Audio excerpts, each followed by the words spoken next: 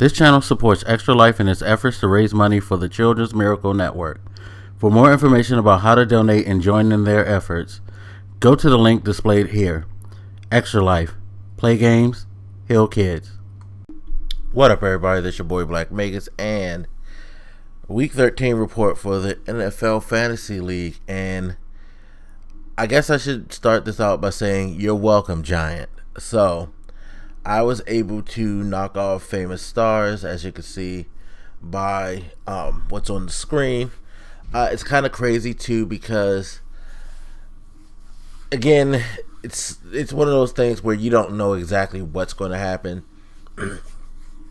At one point, Matt Stafford, who's on my bench, was looking like he was going to outshine Aaron Rodgers in that Pacs-Lions game. And all of a sudden, Aaron Rodgers, he picked it up, and then that Hail Mary, he has 25 points. Second half, Matt Stafford played pretty bad, and he ended up only with 17 points. So you never know what happens. Just like you look at famous stars bench, Mark Ingram with the 15.9 points, compared to West, who had been playing well. He barely did anything. He had Langford as his third running back in the wide receiver running back slot. Maybe if he would have moved Ingram there, and then you see White for the Patriots, who would have thought would outshine West, but he had a huge, massive game. So it was one of those. You just didn't know. People who you expected to play didn't live up to their expectations. In turn, for me, for the most part, everybody I started pretty much either performed like they were predicted to, or they overdid it in some areas.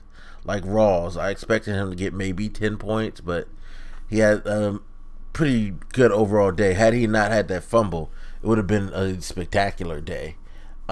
So I'm on a roll that's 5 in a row now. And again, like I said in the beginning, you're welcome, Giant, because by knocking famous stars down to 10-3, now Savages are, I believe, in the number one spot. Let's go to the rankings and then look at what happened over the league. But I'm doing very, very well, people. I'm moving up the leaderboards, which is good. Okay, so as far as what happened in the other games, Death Race to Fajita finally got back on track. Brick Squad got the win.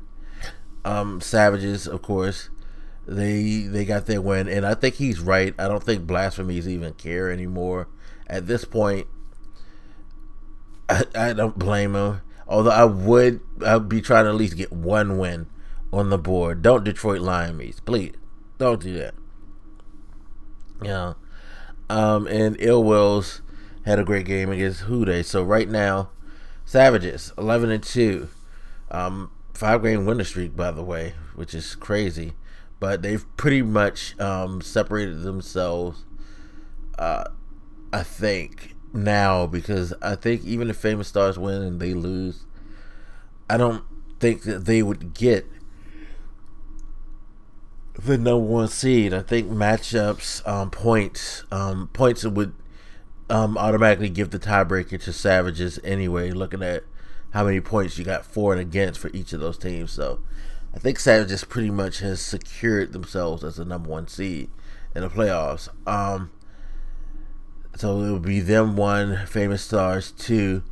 I'm still trying to get that third spot. Death Race of Fajita, their win helped them, but I beat them out on points as far as points for.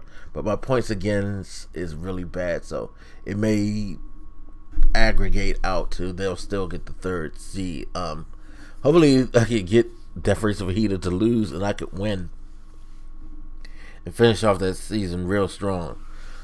We shall see. Fourth place. I'm fourth place right now, though. Fifth and sixth, the last two playoff spots. Right now, it's Brick Squad and Ill Will. I'm sorry, Ill Wills in fifth and sixth. Oh, for the playoffs. So it looks like everything's set. They're both 7 and 6. Pretty much everybody else has 8 losses. So I think the playoffs are pretty much set, don't you? So we have our 6 playoff teams. Now they're going to be seeded by record, not by the division.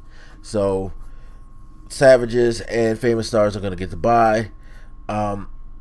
As of now, Death Race of Fajita will host, and I will host, quote unquote, a wild card game. Should be interesting.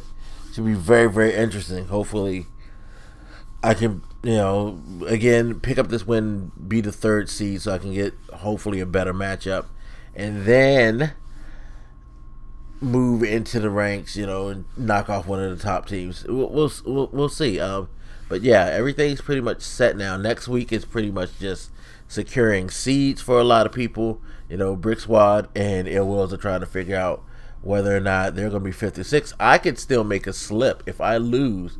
Death Race of Fajita and myself, we can slip by losing because everybody will be 8 and 6. And depending on how much points are put up, like Ill Wills, they're not that far behind me and Death Race of Fajitas in the overall points. Brick Squad they would need a lot more help, I think, to get above us, but I don't think they can do that. But yeah, so 3, 4, and 5 aren't totally set. 5. I mean, because it's gonna be interesting. It's gonna be interesting to see how all that breaks down. 1 and 2 is solid.